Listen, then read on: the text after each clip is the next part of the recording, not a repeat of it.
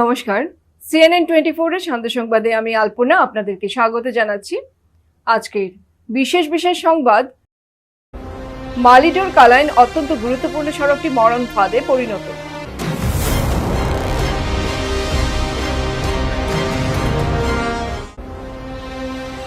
খোয়াইতে প্রশাসনিক শিবিরে রুদ্রমূর্তি সরকারি কর্মী।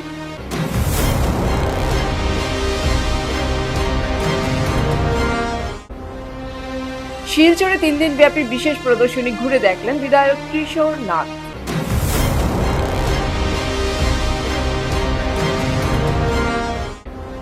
শিলচর জয়ন্তিয়া সড়ক সংস্কারের দাবিতে সত্যাগ্রহ আন্দোলনে বরখলা মডেল কলেজের ছাত্রছাত্রী।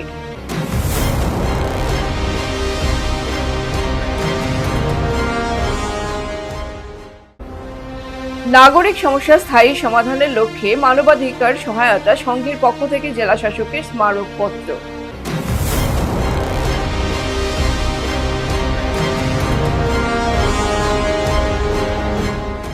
এবারে সংবাদ বিস্তারিত। মালিডোর কালাইন অত্যন্ত গুরুত্বপূর্ণ সড়কটি মরণ ফাঁদে পরিণত হয়েছে। আসাম ও মেঘালয়ের সীমান্তবর্তী মালিডোর থেকে কালাইন শহর পর্যন্ত সড়ক সম্পূর্ণ বেহাল দশায় রূপ নিয়েছে। মালিডোর থেকে কালাইনের দূরত্ব আনুমানিক 22 কিলোমিটার। সাধারণত প্রাইভেট গাড়ি বা বাইকে পৌঁছাতে প্রায় 1 ঘন্টা সময় লাগে, যদিও এখন 2 থেকে 3 ঘন্টা সময় লাগছে। এই রুটের প্রধান অংশটি 6 নম্বর জাতীয় সড়কের ওপর পড়েছে এবং এটি বরাক উপত্যকার একটি অন্যতম প্রধান লাইফ লাইন। কিন্তু সড়কের বর্তমান অবস্থা মরণ ফাঁদে পরিণত হয়েছে। অবশ্য মালিডোর কালাইন হয়ে শিলচর পর্যন্ত বিস্তৃত অংশটিকে 4 লেনে উন্নীত করার বড় মাপের প্রকল্প হাতে নিয়েছে national highways and infrastructure development corporation limited. এই পাহাড়ি ও সংবেদনশীল রুটে যানজট নিয়ন্ত্রণ, পণ্যবাহী গাড়ির ওজন পর্যবেক্ষণ এবং দুর্ঘটনা এড়ানোর জন্য মালিডোর ও কালাইন চেকপয়েন্টগুলোতে নিয়মিত নজরদারি ও ট্রাফিকের বিশেষ নিয়ম কানুন বলবৎ থাকে, যদিও এই সড়ক দিয়ে যাত্রীদের ঝুঁকি নিয়ে যাতায়াত করতে হচ্ছে।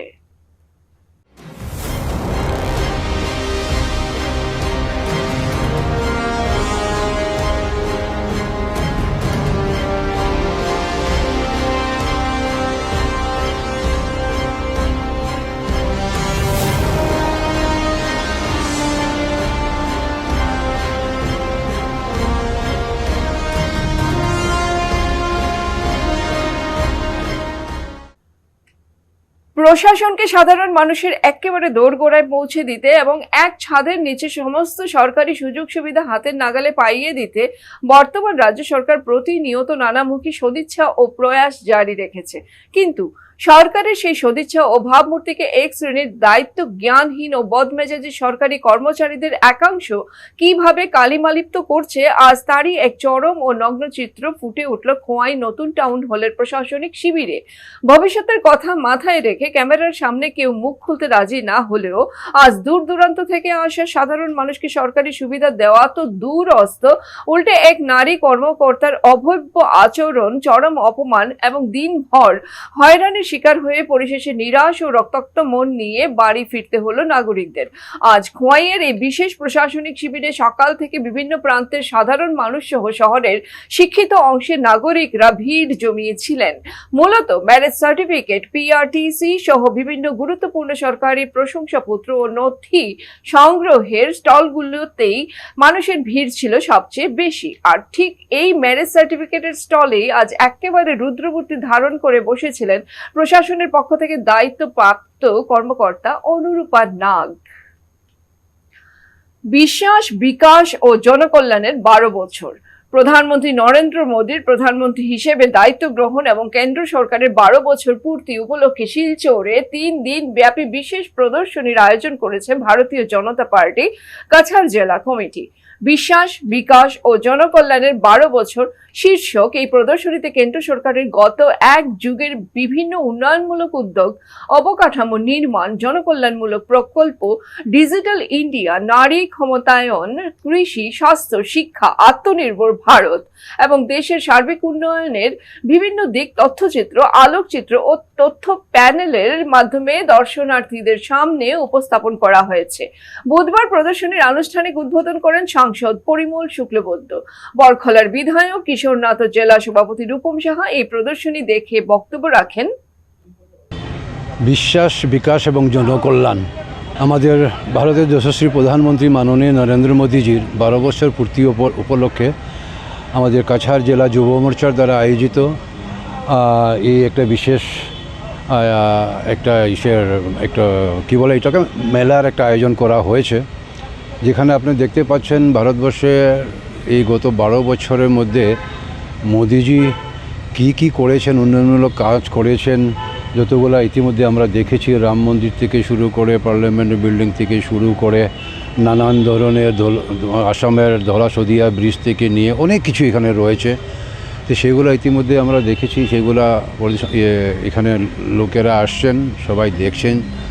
আর যেটা নাকি আমি এটাই বলতে চাইব, আমাদের যশস্বী প্রধানমন্ত্রী মাননীয় নরেন্দ্র মোদীজি গত 12 বছরে যা করেছেন সেটা আমাদের ইতিহাসে স্বর্ণ অক্ষরে লেখা থাকবে। আজ আমাদের প্রধানমন্ত্রী মাননীয় নরেন্দ্র মোদীজিকে সারা বিশ্বে ওনাকে একবার হলেও দিনে একবার স্মরণ করতে লাগে। যে মোদীজি কীভাবে করে যাচ্ছেন সেটা মানে অন্য দেশের যারা রয়েছেন ওনারা চিন্তা করছেন যে মোদীজি কীভাবে এটা করছেন, কীভাবে সম্ভব হচ্ছে। আর আমরা যেটা বলি সবসময়, মোদি হে তো মুমকিন হ্যায়, এই কথাটা উনি প্রুভ করে দিয়েছেন, মুমকিন করে দেখিয়েছেন। উনি যা বলছেন তাই করে যাচ্ছেন। ভারতবর্ষের যশস্বী প্রধানমন্ত্রী নরেন্দ্র মোদীজির 12 বছর পূর্ণ উপলক্ষে প্রায় 15 দিন ব্যাপী 8 তারিখ থেকে 21 তারিখ পর্যন্ত এই কার্যক্রম আমরা হাতে নিয়েছি। তার একটা অঙ্গ হিসাবে এখানে যে প্রদর্শনী ব্যবস্থা করা আছে আপনারা দেখেছেন, এখানে চতুর্দিকে আপনারা দেখতে পাচ্ছেন যে ভারতের বিকাশের ক্ষেত্রে যে 12 বছরের কাজের যে মূল্যায়ন সেটা একটা স্বরূপ তুলে ধরা হয়েছে। এখানে দেখেছেন যে নরেন্দ্র মোদী সরকার আসার পর ভারতবর্ষ যেভাবে এগিয়ে গিয়েছে, যথেষ্ট কাজ হয়েছে। তাই ভারতবর্ষের মানুষকে এই ব্যাপারে অবগত করা এবং সবাইকে যাতে এটা জানতে পারে যে এর জন্য আমরা এখানে একটা প্রদর্শনী আমরা একটা আয়োজন করেছি। এই প্রদর্শনীতে মূলত যারা দায়িত্ব নিয়ে কাজ করেছে আমাদের যুব মোর্চার ভাইরা এটা আয়োজন করেছে। দীর্ঘদিন ধরে বেহাল অবস্থায় থাকা শিলচর জয়ন্তিয়া সড়কের দ্রুত সংস্কারের দাবিতে বৃহস্পতিবার সত্যাগ্রহ আন্দোলনে সামিল হন বরখলা মডেল কলেজের ছাত্রছাত্রীরা।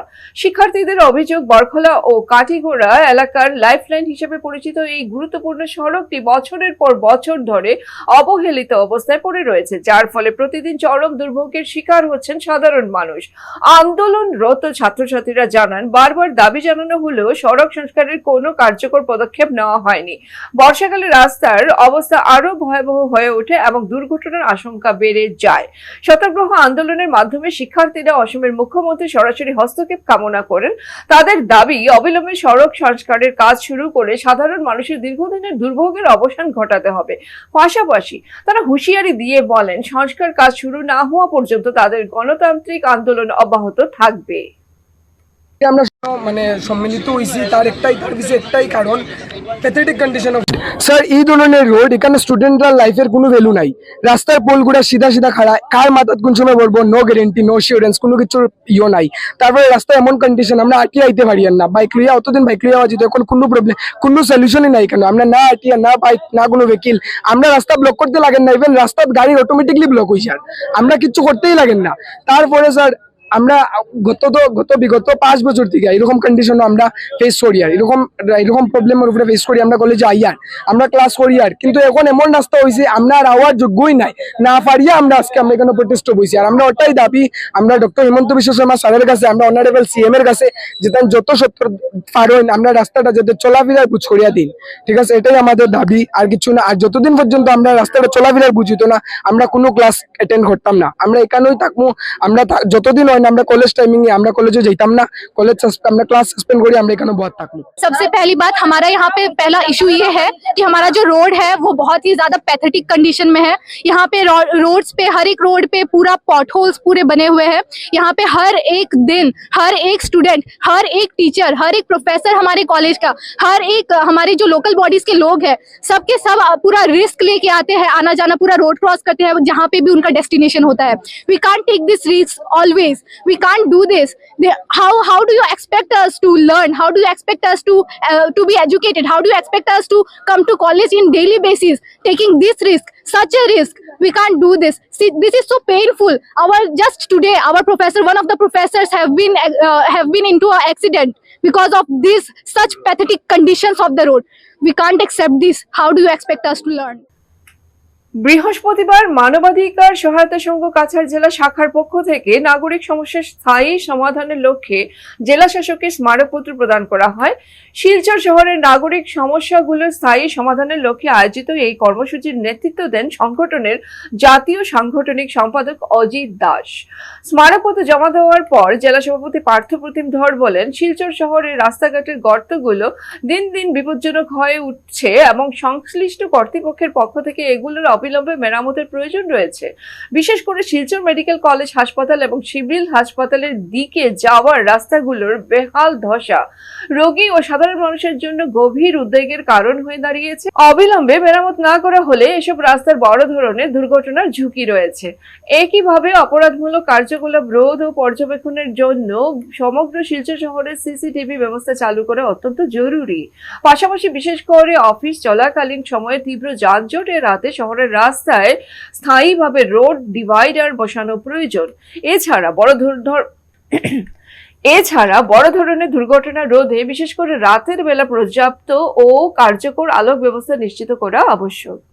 মানবাধিকার সহায়তা সংস্থা কাছাড় জেলা কমিটির তরফ থেকে আমাদের মহামান্য জেলাধিপতি কাছে পত্র মারফতে একটি চিঠি দিয়েছি, যেটাতে আমরা স্পষ্টভাবে শিলচরের রাস্তাঘাটের মেরামতি এবং শিলচরের বন্যার যে সময়ে যে ভয়াবহ পরিস্থিতি সৃষ্টি হয় তার মোকাবেলার জন্য নালা নর্দমাগুলো সম্পূর্ণ ঠিকভাবে করার জন্য আহ্বান জানিয়েছি।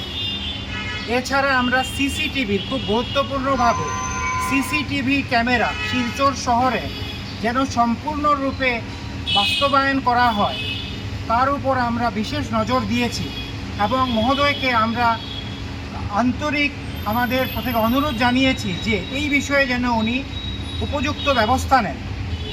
তাছাড়াও আমরা রোড যেটা আমাদের পথের ডিভাইডারগুলো সম্পূর্ণ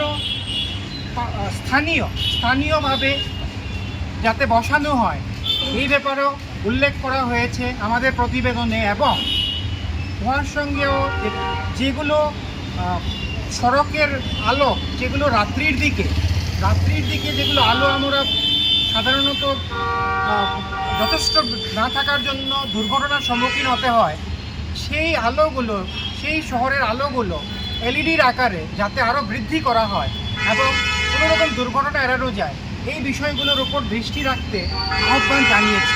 আমরা আশা করি যে উপায়ুক্ত মহোদয় আমাদের এই আহ্বানকে গ্রহণ করিবেন এবং যথোপযুক্ত ব্যবস্থা নিয়ে আমাদের শহরকে সুন্দর, স্বচ্ছ এবং নিচ্ছিন্ন রাখতে সহায় করিবেন। আজকের বিস্তারিত সংবাদ এখানেই সমাপ্ত হলো। ধন্যবাদ।